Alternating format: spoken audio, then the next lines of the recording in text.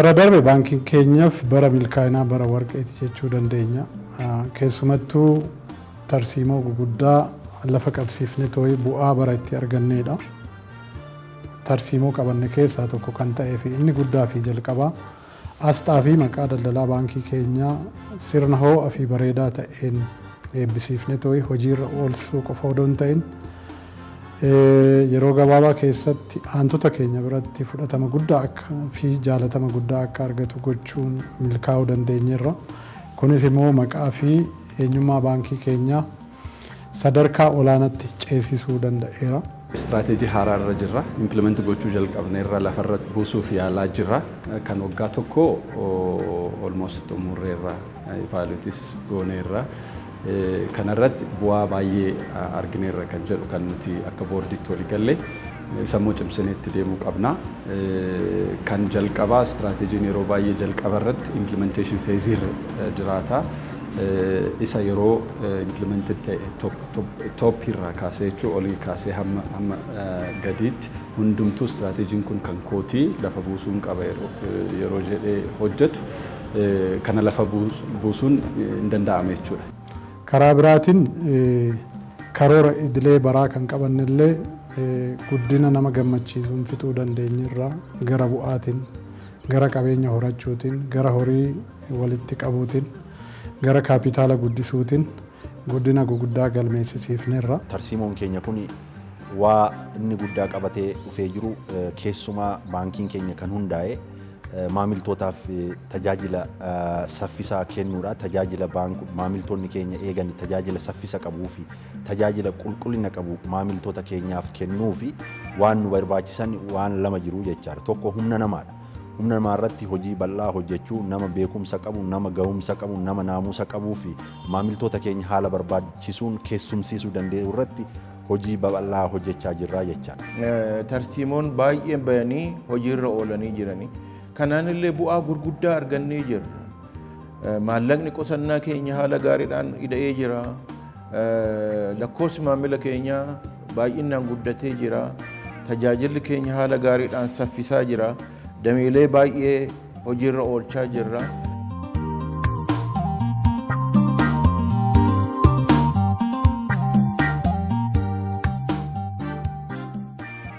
Modeela adda addaa muuxannoo biyyoota baankota alaarraas fudhannee hojjettoota keenya maamiltoonni keenya gara dameettis ta'e gara muummee keenyaatti yeroo dhufan sirriitti gaaffii maamiltoota keenyaa hubatanii maamiltoota keenyaaf akka barbaadanitti gaaffii akka deebisuu danda'anii saffisaan akka tajaajila kennuu kan dandeessisu modeela yuunivarsaal baankar modeel jedhamu bocnee gara leenjiitti galleerraa. Kunis jijjiirama bal'aa fidaa jira. Hojjettoonni keenyas warri kanaan leenji'aa jiran maamiltoota keenyaaf saffisaan tajaajila kennaa jiru jechaadha. Akka cimaatti kaasuu kan dandeenyu tokko yuunivarsaal baankariidha.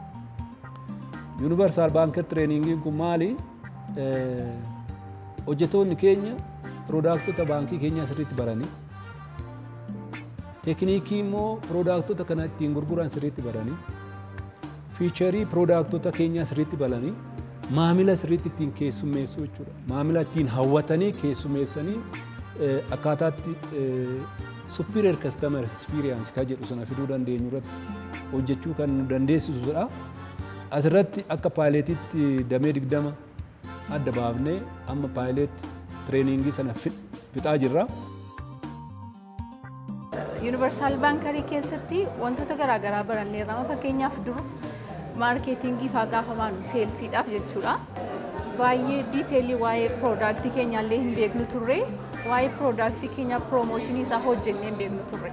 Ergasii garuu teeknikoota garaagaraa waan barannee fi waa'ee piroodaaktii baankichaa sirriitti diiteelii waan barannee fi piroodaaktii keenya akkaataatti baankiin keenya adeemaa jiru jijjiirama jiru wajjinidha kan nuti namoota hubachiisaa akkaawuntii keenyas bansiisaa jirru jechuudha. Leadership development irratti illee hojjetaa jirra. Leadership development kanarratti akkamiin liideriin amma jiru kompiitaansiin isaa biild aappii ta'ee cheenjii amma jiru wajjin deemuu danda'a. Daayinaamizimiin amma jiru baay'ee faastiidha. Waan argite boru konteentii har'a argitee fi fiicharii har'a argiteen boru arguu hin dandeessu hin geeddaram. So geeddarumsa kana wajjin manaajimentii deemuu danda'u akkamitti humna jennee inisheetiivii adda addaa jira liidarshiip developmentii irras.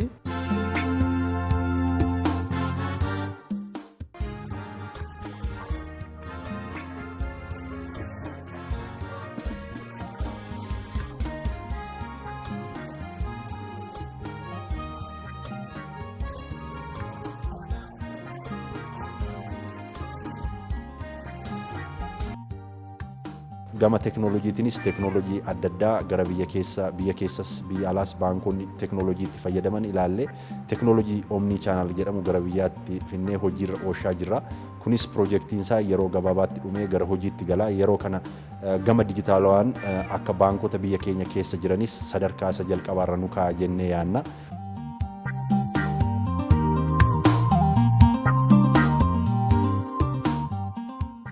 Baankiin keenya akka tarsiimootti qabatee ka deemu akka ijoo guddaatti ka qabannee irratti hojjechaa jirru tokko keessaa gama ijaarsaatiin yoo ilaalle gamoo muummee keenyaa naannoo Sangaataraa Goommaa Quxxabaaddoo jedhamutti hojii jalqabuun keenya ni beekama. Chaalenjiin adda addaa nu qunnamaa jira. Chaalenjootuma kana dhadhamannee amma haalli koonistiraakshiniin irra jiru G+1 irra gahee jira jechaadha. Haala gaariin deemaa jira. Amma gara parsantaa 17 ol gahee jira. Bara darbee kana keessa abbaa darbii 4 magaalaa Adaamaatti gamoo jalqabame kabinnee xumursiisnee gara hojiitti gashineerra. Amma gamoon sun diistiriktii Adaamaaf akkasumas damee keenya Araadaa jedhamu achirratti opereeshinii baankii kennaa jiru. Akkasumas qaama adda addaafiinis kireessinee baankii keenyaaf galii maddisiisaa jirra. Galaan kanarratti waan hojjennu diistiriktii guddaadha, magaala guddaa jechaadha. Magaala guddaa hojjenna. Magaala kana immoo hojjechuuf hojiin inni cimaan kan hojjetamuu qabu diizaayinii irratti. Diizaayinii irratti hojii babal'aa hojjechuu qabna. Kanaafis biyya keessa ekspertoota jiru jedhamu filannee akka juurii komiteetti goonee calbaasii baasnee calbaasii sana gulaallee xumurree calbaasiin sun ammarra yeroo darbe dhumatee diizaayiniinis gara dhumaa deemee qaamni mootummaa kan Oromiyaas kana ilaallatee nuu mirkaneessee jira. Amma calbaasii baasnee hojiitti gallee jirra. Marsaa tokkoffaa supporting function kan jedhamu hojjechuun nurraa eegama. Isa hojiitti gashuuf amma calbaasii irra jirra. Calbaasiin kun yeroo gabaabaa gidduutti ni xumurama. Kontiraaktara mo'ate kanaaf awwaardii kenninee gara hojiitti gashinee bara kana ijaarsa isaanii jalqabna isa marsaa jalqabaa jennee karoorfannee haala gaariitiin hojjechaa jirra.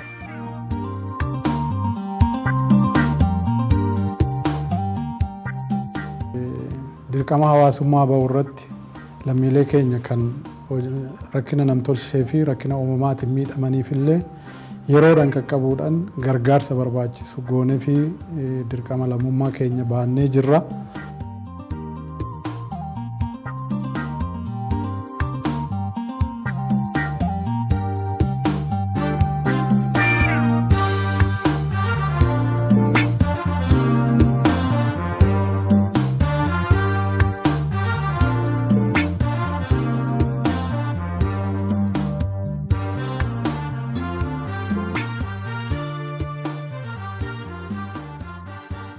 Baankiin kun gaafa jiruu calqabu wajjin kan jiruu calqabu keessaani tokko piroojeektii oofisii hundaa'insa irra jiruun jooyinii godhe. Iska turre Oromiyaa Intarnaashinaal Baank kan jedhu kana taappellaa kana iddoo 41 dhaabnee yoo argisiifne kun guddaadha jennee yaadnaa turrennas.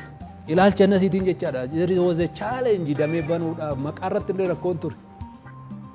Maqaarratti illee rakkoon ture waan baay'eetu ture. Ija kanaafuu sana arguun waa guddaa ture. Amma garuu baankiin sanarra darbee gara kunoo taappellaa 400 oltu iddoo magaala hundumaa keessa jira. This is a big penetration. Guddina guddaadha.